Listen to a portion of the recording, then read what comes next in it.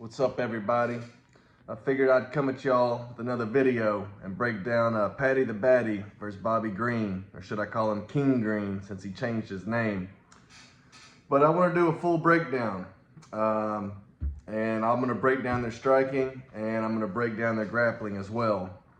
I guess first things first, the range is the easiest to go over. They're the same height, and Paddy has a 2-inch reach advantage, and I think Paddy uses his kicks a lot more as well.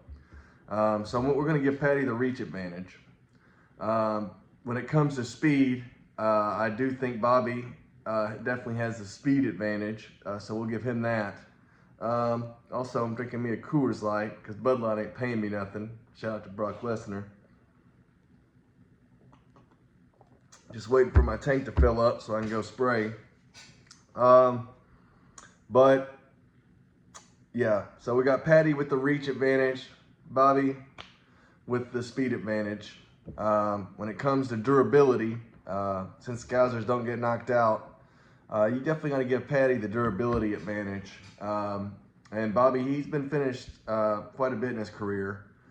Cardio wise, definitely got to go lean towards Bobby. He's definitely got the better cardio. When it comes to techniques, I would say Bobby definitely has the better technique in what he does. But he's a pretty simple fighter. You know, he's mainly a boxer. Doesn't really use his kicks too much. Doesn't throw a bunch of crazy stuff. He's a very meat and potatoes kind of fighter. Whereas Paddy, he'll throw some crazy stuff. You know, so I think Paddy has more techniques, but I would say Bobby has better technique. And so we'll give Bobby the technique advantage because I would rather be better than have more, you know. And as Bruce Lee always says, don't fear the man with 1,000 kicks. Fear the man who does one kick 1,000 times.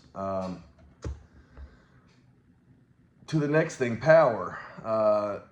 Power, that's a tough one. I do think if Bobby sat down on his punches and really tried to throw hard, he would have the better power. But Bobby, he loves to pepper his opponent, and he doesn't really put a lot into his punches. So I think he would have more power if he tried.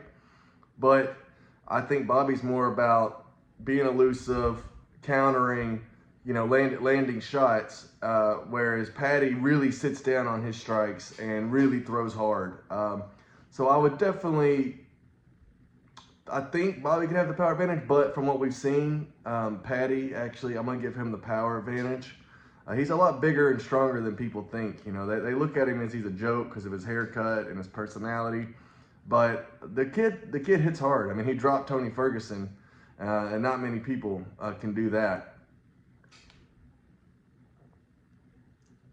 Defensively, I would definitely say Bobby has better defense. However, Bobby can be his own worst enemy at times, and he can get out there and just be stupid, you know, taunting. And it's fun to watch. I love it. That's the reason why I like Bobby Green, is because he does stuff like this. But, you know, Paddy, he doesn't really clown in the cage. He clowns a lot out of the cage, but not really in the cage. Whereas Bobby, he likes to clown a lot in the cage, and it can get him in trouble like it did versus Drew Dober. I mean, he was torching Dober and kept putting his hands down, kept taunting, and then he got knocked out. But I'm still going to give Bobby the edge defensively because when he wants to, he's very elusive and has really good defense. What else should we break down? That about covers their striking. When it comes to grappling, I think Bobby's a very underrated wrestler. He actually wrestled amateur. You know, I think he wrestled in high school and college, so he is a former wrestler, even though he never really likes to use it. Except in the Tony Ferguson fight, he used it quite a bit. And really the only person who ever made Bobby look super amateurish on the ground was Islam Makhachev. And I mean, he's probably the best grappler in the UFC. So there's no shame in that. And that fight was on a week notice. But I'll give Bobby the wrestling advantage, but I think Paddy Paddy's definitely better once it hits the ground. You know, Paddy's got really good submissions. He's real slick off his back, and he's good on top as well. I would say, if Paddy can get him down, then Bobby's going to be in trouble. But I think it's easier said than done as far as getting Bobby Green down. Another huge factor is age, and you know, Paddy being 29, Bobby being 37. I think that's a huge feather in the cap of Paddy the Baddy.